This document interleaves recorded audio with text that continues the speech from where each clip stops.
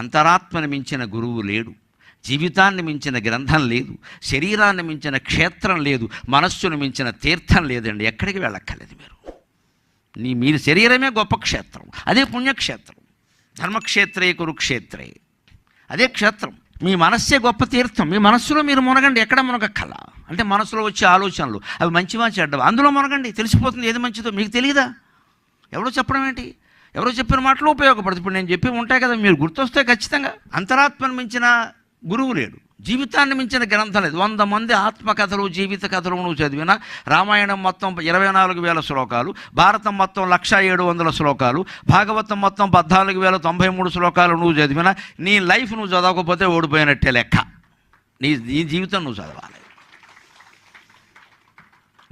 మన జీవితం ఎలా మొదలైంది, ఏం జరిగింది, ఎక్కడెక్కడ తప్పు చేసాం, ఒప్పు చేసాం, ఇది ఒంటరిగా ఉంటేనే ఆలోచించగలమండి. 10 మందిలో ఉంటే ఆలోచించలేని విషయం.